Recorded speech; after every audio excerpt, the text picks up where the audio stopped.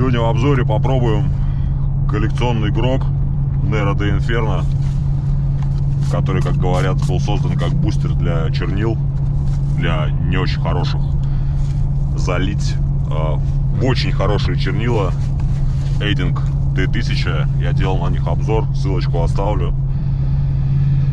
Не знаю, может, конечно, они не так очень хорошие, но я надеюсь, что если вылить в них еще и грог, мне интересно попробовать, может, это будут какие-то теперь после этого просто супер чернила, которые будут тегать сами за меня, и я буду просто носить их в кармане, и теги будут появляться. Короче, я взял Eiding T1000 черные, вот такой вот коллекционный грог. Коллекционер из меня никудышный, поэтому просто так лежать на полке я им не дам. И хочу потратить, если смогу открыть.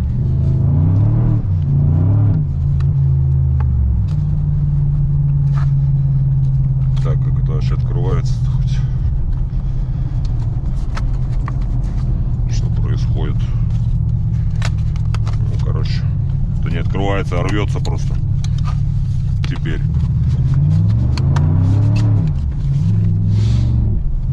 Вот такой вот грог.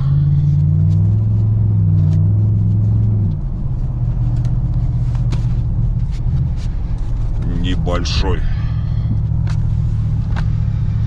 Его я вылью в эти чернила Eiding. Взял вот молотков, парочку заполню. Теги буду снимать уже в другой стране. Собираюсь в трип. Поэтому здесь снимаю просто превьюху. Еще нашел у себя дома вот такие вот чернила Eiding, тоже маленькие. Эти, правда, желтые, а вот эти вот черненькие. Их вылью тоже туда.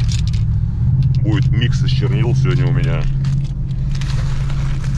Короче, взял вот пару больших молотков, кольца, чтобы быстрее, легче заправлять. Маленький молоток заправлю также этими чернилами. И обычный дриппер. И с этого попробуем, что получится. И будет ли вообще разница какая-то. Так, на кожаных светлых сиденьях заправлять, я думаю, не буду.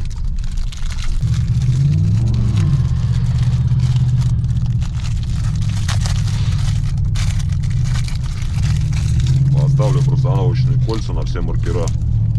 Проставочные, простановочные, ну разницы никакой.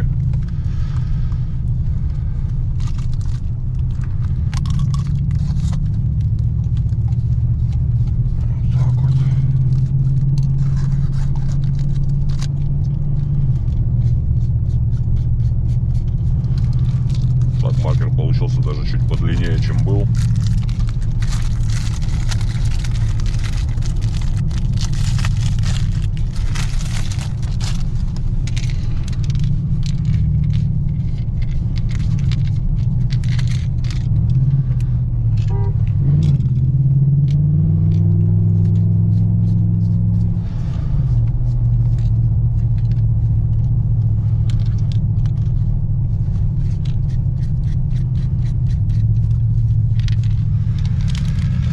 Так, и третий.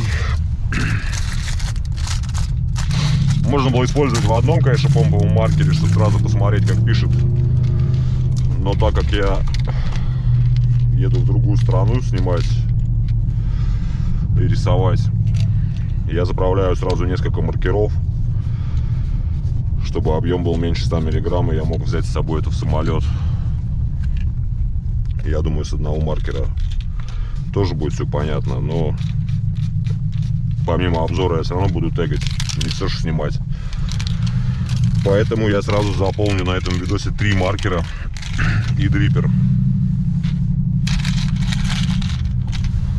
Eiding T1000, наверное, одни из лучших, на мой взгляд, чернил. Они очень хорошо держатся на солнце, не выгорают из-за него и прикольно укрывают. Я вот их особо не тратил, после того обзора берег. Я думаю, самое время израсходовать. Здесь еще даже, здесь полбутылки еще даже, ну чуть-чуть поменьше. Это же просто перманентные чернила какие-то. Я не помню, где их покупал, по-моему, в Стамбуле. надо потратить, поэтому я решил туда же их вылить. Ну, на Грок я тоже снимал обзор, вот именно с этого бустера я отдельно тегал. Тогда он тегал не очень хорошо, слишком жидкий был. Ну, я думаю, что если цеддингом перемешать, думаю, должно быть нормально. В общем, попробуем. Всем йоу.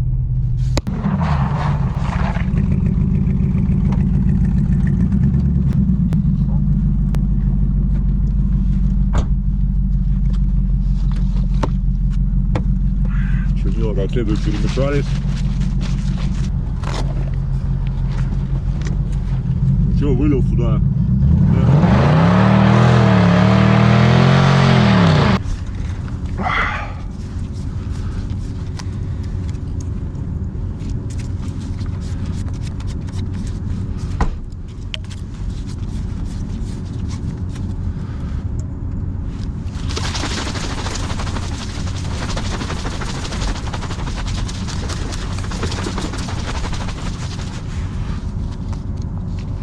Попробуем, что получилось. Какие густые чернила.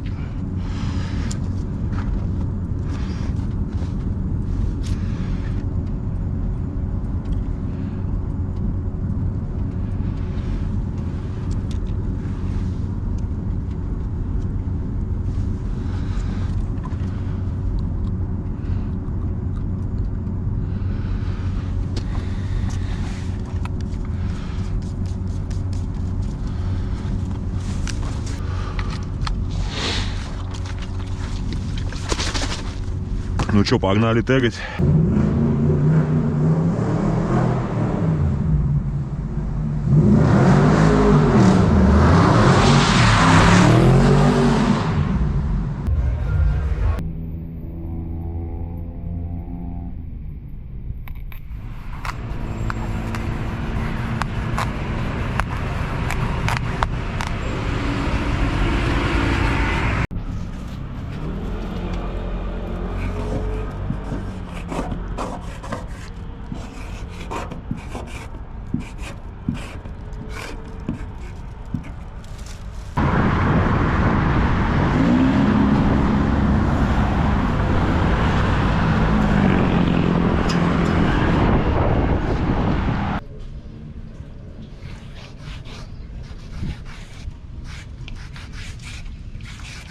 Что тут у тебя потегать? Пожалуйста, потегай. Ну если пожалуйста, потегай прям. Пожалуйста. Я тут за тебя эшку какую-то супер странную сделал. Но тебе не покажу. На ютубе.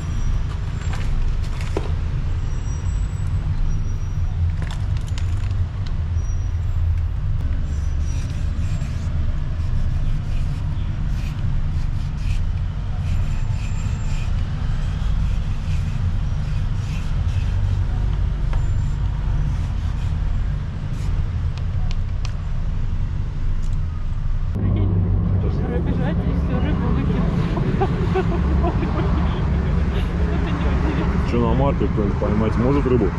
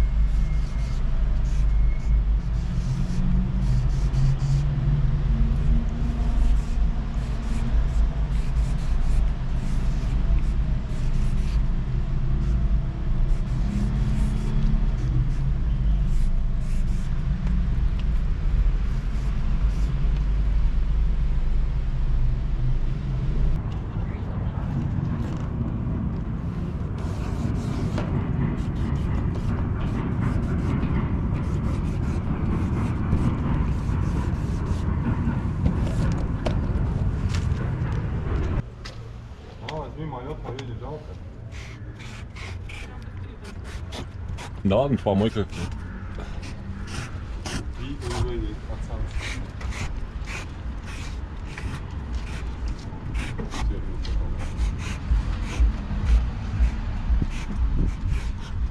Блин, что-то зря я это затеял.